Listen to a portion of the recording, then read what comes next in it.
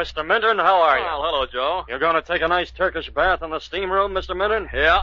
Look at that fat, Joe. All right, here's a towel. You like a massage after, maybe? No, I haven't time. Say, is old man Wallace in there getting steam? I said I'd meet him. Yeah, he must be plenty hot by now. There's 5 or 6 customers in there. Oh, I'll open the door for you, Mr. Minturn. Oh, thanks, Joe. Call me in 10 minutes. Sure. Let me see. Mr. Turner said I should call him in 15 minutes. Mr. Wallace said that... What's the matter? Steam pipe broke, maybe? Somebody getting burnt? What's the matter in there? You got trouble? Who screamed? Old man Wallace has just been stabbed to death. He's been stabbed in the back. Well, George, you find anything? There's still a lot of steam in that room, Chief, but I searched it thoroughly. There's no knife anywhere. Ceiling, floor, walls. And yet Wallace was stabbed. There's no doubt about it. And what's worse, the room was so thick with steam, no one saw the murderer do it. What about the men that were in there? I searched them thoroughly, Chief. Nothing but this collection of towels. Joe, did you see anyone go into that steam room with anything but a towel in his hand? You were standing right here at the door all the time. No, sir, Chief. Just towels and maybe a toothbrush. Toothbrush? Yeah, toothbrush with a little black case. After the murder, Mr. Minturn handed it to me as he come out of the steam room and told me to put it in his locker, but I didn't have time. Here it is, right here. Let's see. Toothbrush, all right. Good solid plastic tube with a top to put it in. You couldn't stab a man. Wait a minute. This holder. George, quick. Get Minturn in here. Right. I'm going to look in that steam room once more, but now I know what I'm looking for. Mr. Minturn, would you please get a robe on? The Chief would like to see you in here a minute. Well, I'm glad to talk to the Chief any time, but I'm sure I've told him all I know about this thing. Here's the Chief now. Oh, hello, Mr. Minturn. Just a couple of questions more. Is this your toothbrush and case? What? Why, Joe, I thought I told you... It is yours, and you had it with you in that steam room when Wallace was killed. Minturn, I'm arresting you for the murder of James Wallace. Do you know how Minturn killed James Wallace in the steam room of a Turkish bath? The Chief will explain his deductions in just a moment. In the meantime...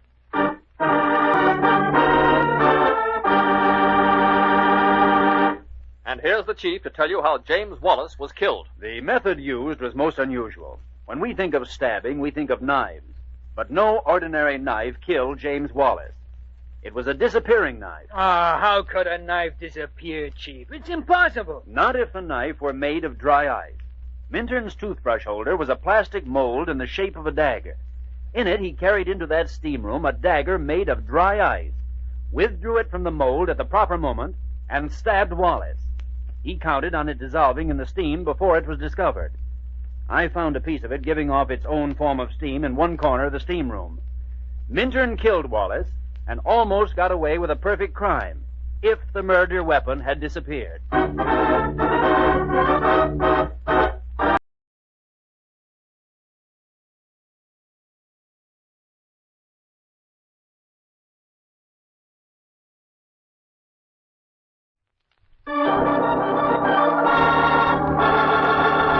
Another 5-minute mystery. 11:30. Sure, Mr. Ronald, hadn't I better make you a cup of chocolate? No, thanks, Mrs. Bland. Father's working rather late tonight, isn't he? In that stuffy old library, too. Suspect I'd better pour in a little extra for that butler of yours, Mr. Bowling. No, Mrs. Bland. Well, you say that makes one think... Why, what's that? Sounded like a truck backfiring out of the road. Oh, no, Mr. Ronald. It was in this house. A gunshot? Mrs. Bland, come on. Mr. Ronald, look. They're on the floor. Why, it's Bowling. He's unconscious. Mrs. Bland, turn on the lights. Bowling, old man. Bowling. Why, he's been struck on the head, Mr. Ronald. Look. Someone hit me from behind, sir. Mr. Ronald, your father in the library. Mr. Ronald, quick. Oh, Mrs. Bland. Your father. Fallen forward on his desk. Mr. Ronald, is he... Yes. He's dead. Mrs. Bland, call the police. This is murder. Tell the inspector whatever he wants to know, Bowling. We've got to find out who murdered my father. Yes, sir. Well, I was locking the front door when I first heard the voices from the library. I was surprised because I didn't know Mr. Sweeting had a visitor, but just as I approached the library door... Go on, Mr. Bowling. Well, sir, I heard the shot. For a moment I was confused. Then I opened the door and Mr. Sweeting was lying forward over his desk, a bullet wound in his temple. I saw a piece of paper caught in his hand, sir, and then a tingling sensation of fear flashed up my spine. I knew I wasn't alone, sir. I didn't see anyone, but I realized the murderer was there, and it flashed through my mind that he was waiting till he could get hold of that piece of paper. Did you take it, Bowling? I did, sir. That is, I slipped it into a book that was on the desk. But there's no book here on the desk. I must have taken it after all. I even remember the title of the book, sir. It was The Widow's Walk, and I slipped the paper between pages 77 and 78. But just as I did... Yes? The murderer darted out the door behind me. I whirled and ran after him. The next thing I knew, something struck me over the head. No, Bowling, you're wrong. Hold out your hands. I arrest you for the murder of your employer, Mr. Sweeting. What was the one clue that told the inspector Bowling was the guilty man? In just a moment, you'll hear the inspector explain. But first... And now, let's see if your talent for detecting is as good as the inspector's. But how did you know Bowling killed my father, Inspector? He didn't say anything, far as I can see. Yes, that would he did, Mrs. Bland. Striking himself on the head was almost enough to make the whole thing plausible. But he said one thing that told me he was lying. You see, it's impossible to insert anything between pages 77 and 78 in a book, because odd-numbered pages are always on the right, even ones on the left. 77 and 78 are actually the same sheet. It just can't be done.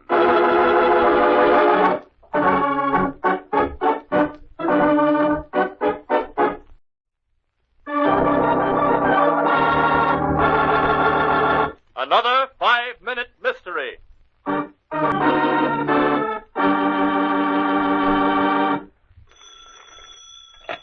Police headquarters, Inspector Hoskins speaking. Police. Yeah? Yeah, what is it? Sam Blake speaking, 37 Hudson Way. Come quick, my wife is dead. It's gas. Dead? How long? I don't know. Just got home. 37 Hudson Way. Okay, be right out. And in the meantime, you better throw open those windows and doors. Hey, Mike, grab your chapeau. We got some calling to do.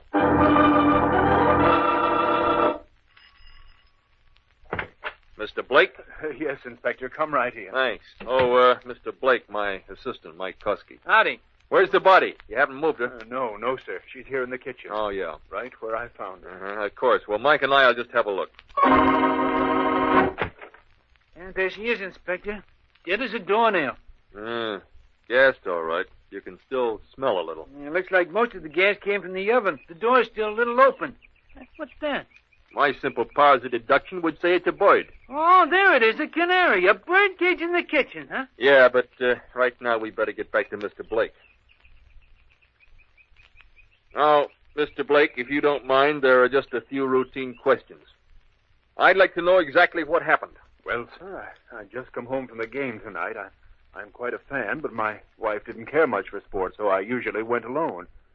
As I was saying, the game was over about 10:20, I should say. And you came right home? Yes, sir. I drove and made it home about 11. I thought I smelled something when I tried the door, and the minute it was open, it hit me in the face. Gas all over the place. I rushed in, calling to Jane, and when I went to turn off the jets, I found her there on the floor, dead. I see. Of course, I knew she was gone when I found her. First thing I could think of was to call the police. Your wife has obviously been dead since about 10.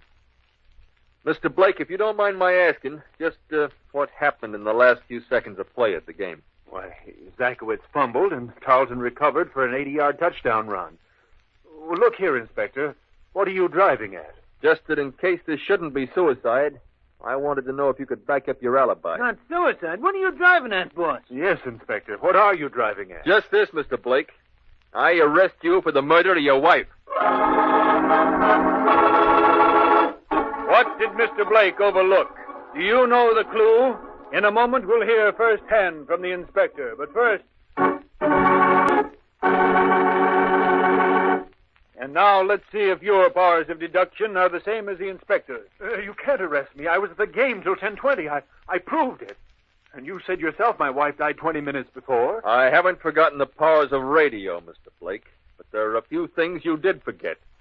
First of all, if you wanted to kill your wife and then make it look like she was overcome by gas, it might have helped if you'd turned on enough gas. Your wife was dead from another cause, the source of which will be found in an autopsy before the gas jet was even opened. The thing you forgot, Mr. Blake, is that canaries are quite as susceptible to gas as human beings. If there had been enough gas in that kitchen to kill a woman, a small bird certainly could not have survived. And your singing canary is still alive, Mr. Blake.